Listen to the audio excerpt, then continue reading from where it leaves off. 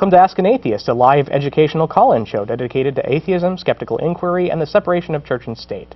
We broadcast from Scan TV studios in Seattle. We're on Sundays at 3 p.m. and are archived online at askanatheist.tv. My name is Sam Mulvey, and my co-pilot with me today is Sherry Shivelman. How you doing?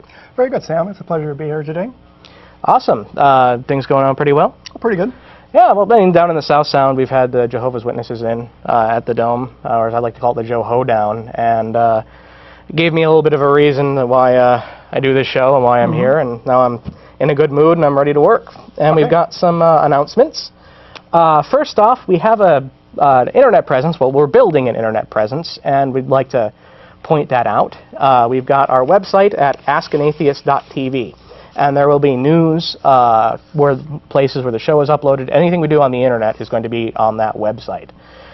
Specifically, there's a form on the right-hand side where you can ask us questions, submit anything you like. And specifically, we're asking right now for any news stories. If you find a news story that's interesting, or if you just want to pass it along to us, go ahead and use that form, include a link, and we'll definitely give you credit on the air. Also, we're asking specifically for definitions of spiritualism and spirituality for our next show. Our next show is spiritualism. It's a nonsense word. It's something we covered a little bit on the first episode, and we've gotten a lot of response on it. And so we're going to do a whole episode on it. So if you're a theist and you have a definition, or you're an atheist and you have an interesting definition, please send it along. We'd love to hear about it. We're also on Facebook. That's a big thing for us. We have a Facebook friends page. We like friends. We could use some friends, so be friends with us on Facebook. Just search for Ask an Atheist and you'll find us. A lot of you are probably already aware that we're on YouTube, so we're there. But also, if you like watching our episodes uncut outside of the little 10-minute YouTube sanctioned sizes, our full unaired episodes appear at askanatheist.blip.tv, and we encourage you to go there. Also, if you're a local group and you would like if you would like a presence on our show, also contact us and let us know. And in fact, we mentioned this at the last episode, and we like to give a shout out to the North Central Washington Freethinkers meetup group. Their website is meetup.com/NCW-freethinker. We got an email from them. We invite people who share our values, views, and agenda to join our group and come to our so far monthly gatherings and/or check-in with postings on our message board. As you are aware and was alluded to here in last episode, the east side of the Cascades is a very different place, and we hope to be an oasis in this figurative and literal desert for non-believers. So where is that again? Where are they located? I looked up where their meetup was. I mean, their meetup's changed around because it's just on the other side of the mountain. It was from where I am, it was about a 2-hour and change drive, and I'm really happy to hear from you guys, and I'm actually going to try and make a meetup. I like to have reasons to do some traveling. Sounds like a good road trip. It does, it does. Reminds me, I actually have a meetup site myself that not too many people know about. It's called the DART Meetup Group. It stands for Damn Atheist Road Trip. And, there's a road trip meetup group? Yes. I had no idea. We went last year for a road trip to Vegas to celebrate a friend's 50th birthday. Where did you? Oh, you went to. I was about to ask you where you went. You went to Vegas, and what happens in Vegas is recorded for future reference. Yes. And speaking of news, we have some interesting ones. I'm going to be pretty sports heavy today because, well, there's a certain thing that just ended, some sort of lawn care thing. I don't know. I lie. Otherwise known as soccer. Or football. I'm into it. So here's an interesting one. It comes from the Christian Science Monitor, just to notch up the irony a little bit. A Vuvuzela fatwa: the United Arab Emirates bans the loud plastic horns. The horns that have blared at the World Cup matches in South Africa make an unholy racket, according to the religious edict in the United Arab Emirates. A fatwa by the UAE's General Authority of Islamic Affairs and Endowments declares the now famous blast from the plastic vuvuzela is not permitted in the Gulf if it exceeds 100 decibels, the sound of a passing train. It says the typical vuvuzela blast is up to 127 decibels. I had no idea they were that loud. That's as loud as a 727 taken off, I believe. So a little plastic thingy, and it's 727. Yeah. Wow. You know, when I first tuned into one of the broadcasts, I heard this buzzing sound in the background, and I just thought it was something wrong with the TV broadcast. I didn't realize it was actually these horns going off continuously. if I can geek out a little, I thought it was a 60 hertz buzz, like maybe something was wrong with my equipment. And outside of that, I knew nothing about them or how loud they were. I mostly heard about them on iPhones. And I mean, okay, yeah, it's a fatwa, but I mean, it sounds no different than the kind of thing you would hear about, oh, I don't know, car stereos or anything like that. Right.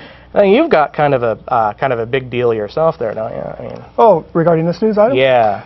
This one comes from the Friendly Atheist. I think some of you might know him. Hemant Mehta is the person who does the Friendly Atheist website. He's local, isn't he? No, actually, I think he's in Colorado Springs, okay. All right. if I recall correctly, which, of course, if you know anything about Colorado Springs. So anyway, we have this article. It's WorldNet. It's from the WorldNet. The title is WorldNet Daily Supports Atheist Billboard Vandalism. The North Carolina Secular Association put up a billboard along the Billy Graham Parkway recently, and it was vandalized within a week. The billboard actually says, "One Nation Indivisible."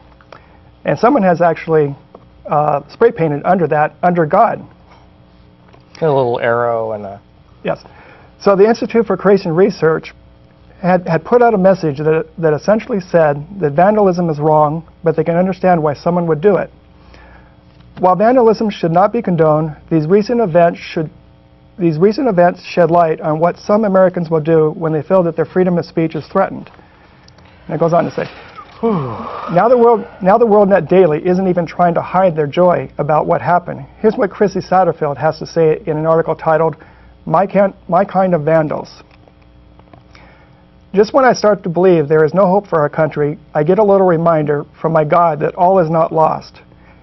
It's nice to know that I'm not alone in my beliefs and that some people are still willing to stand on the right side of truth.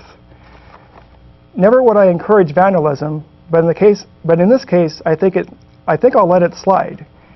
Atheists have been vandalizing my beliefs for years, so it's about time the shoe was on the other foot. This is 7 kinds of ridiculous. I'm not in favor of vandalism, but I like vandalism, so I'm glad that they did it. I mean, that's either it's a law for everybody or a law it's not. And one of the things that really gets me about this one is that a billboard is somehow curtailing somebody. Our expression of freedom of speech is somehow curtailing their freedom of speech. Our mere, a simple beacon of, indication beacon that we exist, which goes right into the TV show, is somehow curtailing their speech. And that's